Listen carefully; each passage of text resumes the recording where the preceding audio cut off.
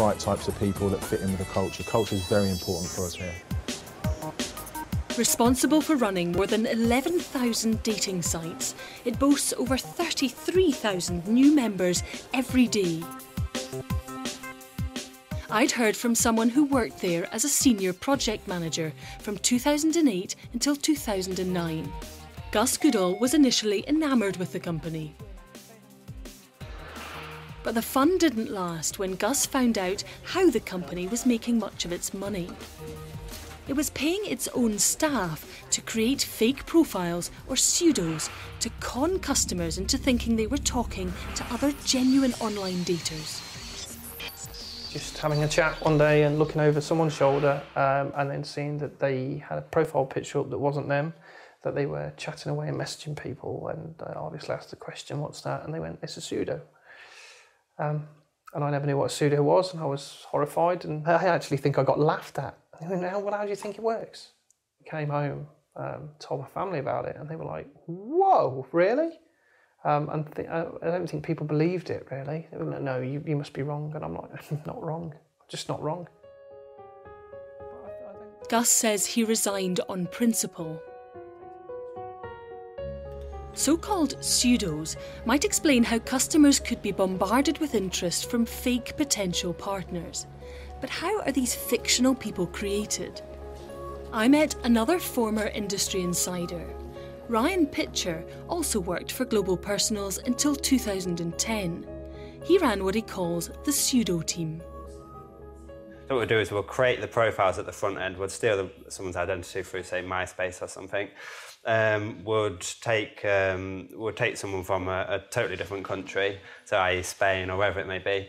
We'll take those person's photos from online, and then we'll start knocking out messages, etc. It was all fake and under the pretense that it was real. So if I was a guy and was genuinely looking for somebody to go on a date with, excited because I've got this good-looking girl talking to me, but actually I'm talking to Ryan. Yeah. You'd be amazed that a lot of the guys, or even women, were chatting to just pseudo profiles. The company was emerging as one of the biggest players in online dating, making millions each year. But what was going on was kept under wraps.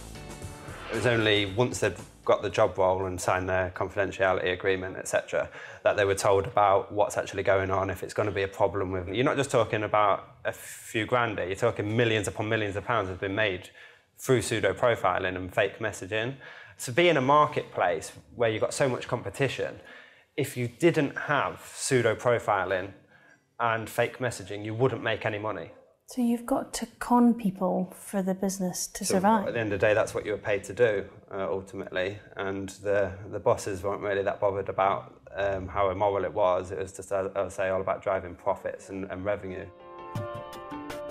Both Ryan and Gus have left Global Personals, but the company told Gus Goodall that it stopped using pseudos and said to us that, since 2010, has ensured that its platform is free from them.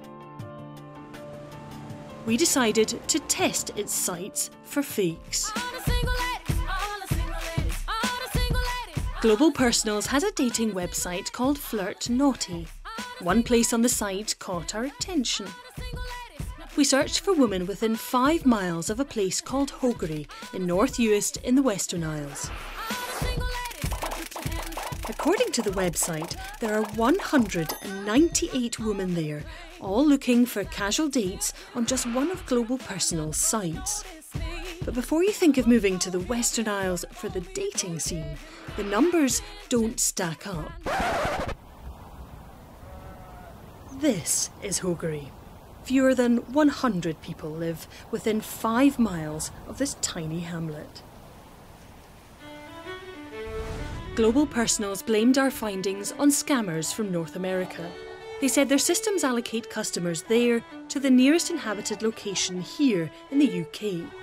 They added Global Personals take the challenge of scammers incredibly seriously, and they thanked us for raising the North Uist issue. An internal investigation will take place, and they'll be blocking customers without a UK IP address from joining their British sites. It was all supposed to be about finding people happiness. For those lucky enough to find a match, that means 2 fewer paying customers for the dating site. So clearly, if they want people to keep signing up and paying up, they need plenty of profiles to tempt them in. When talking to Gus, he'd explained to me how dating websites guarantee they have a supply of profiles. You have people out there who create fake profiles and they'll sell a database if they want to. It's all done in something called probably MySQL or a CSV file. And if you were dumb enough to want to create your own website where you sat in your bedroom that was a dating website, you could do it. You know, import a database or go and buy a database, and they're not expensive.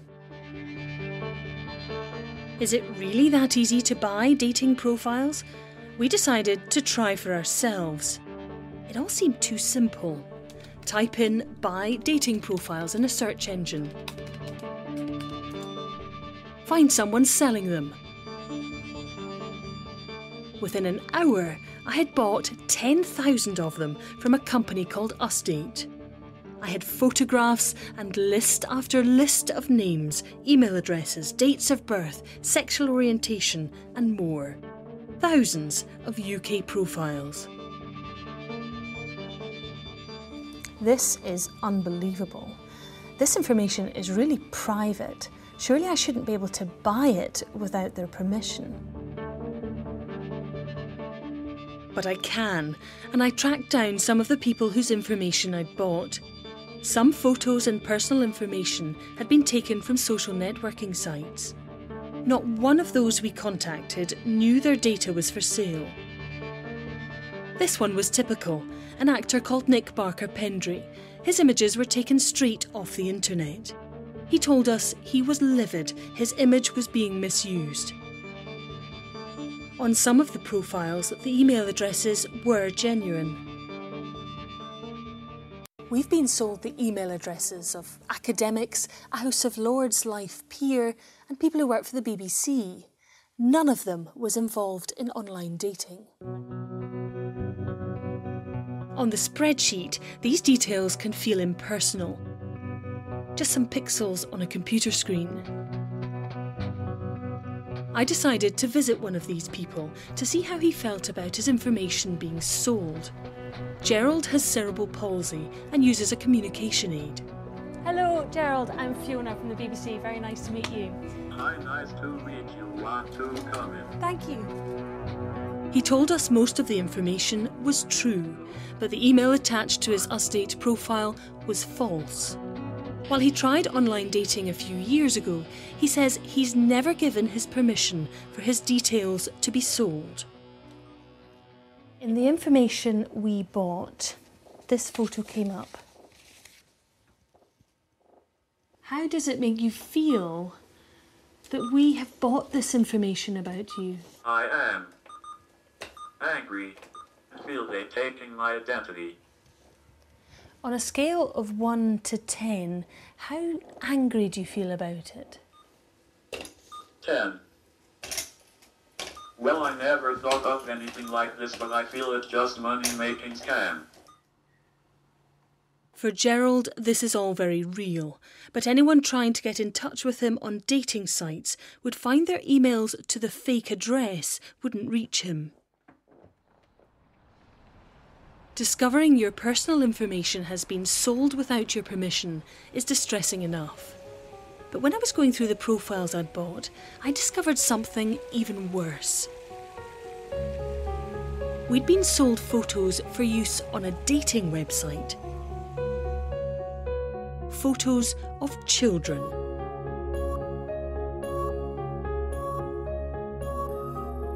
Included in the profiles, we found images of babies, toddlers and girls clearly too young to date online. All sold to us by Usdate. So who is behind Usdate? He calls himself Edgars Apelles. Mr. Apelles is a secretive man. He may hold personal information on millions of people, yet he only has scant details about himself on the internet. we had a suspicion he might be in the Dominican Republic. He agreed to speak to me online. Given the seriousness of what we'd found, we decided to secretly record the conversation. How many profiles do you sell a year? Millions, of course. We have more than 10 million profiles right now. And some clients buy all profiles. And they think business is very popular. You're saying that all the information that you're selling is with the permission? Yes, of course. What you're saying is not true, Mr. Appiles. You have even sent images of children. No. Only adult people. The people whose information you have sold to us, some of them have said that they did not give consent and they do not want to be on a dating website. They feel like their identities have been stolen. It's not possible. These profiles are fake, Mr. Appiles. Fake? No, all profiles is real. Do you think you're above the law, Mr. Appiles? He's disconnected. He's the man who sold us these profiles, yet he denies there's any possibility that they haven't given their consent, and he claims he didn't sell us pictures of children. Edgars Appiles clearly didn't want to hear any more of our evidence, but there's someone who did want to know what we'd uncovered. The Information Commissioner's Office is a public body responsible for ensuring companies protect your private data. I brought our findings on Usdate with me. This is sensitive personal data. I'm very concerned to see that these lists are being sold on. You've got details about the individual's sexuality. If we're talking about significant numbers of names, well, that's a significant breach of the data protection principles, potentially. We also showed him what we'd found on Cupid's sites with CASB. It's appalling, isn't it? If it were you, how would you feel to see your image against a completely different set of personal details? Personally, I'd be very upset about it, and I'm not surprised at all that she felt the same way. So if you saw that, would you think it was real? Yes, it looks real, definitely, yeah. Okay, it's not. It's not? No. You're supposed to keep the information accurate. This is not accurate information, and that's definitely something that we'll be looking at from the Information Commissioner's Office. What concerns me more than anything is the volume, the scale of this. It's not just an odd incident. It seems to me, from what I've seen, that this is something that's done as a matter of course. It seems almost to be a matter of routine, and that gives me even greater cause for concern. The Information Commissioner's Office is now investigating the online dating industry. In Glasgow, it's a big night for our online daters Clark and Jane. They've joined a singles club where they're guaranteed to meet real people. But they're both still willing to persist with dating websites too. If you portray yourself honestly, that's the important thing, rather than making yourself out to be something that you're not. I think it is the future. If you're not online dating, well, why aren't you? Yes, definitely the future. It's not going to go away.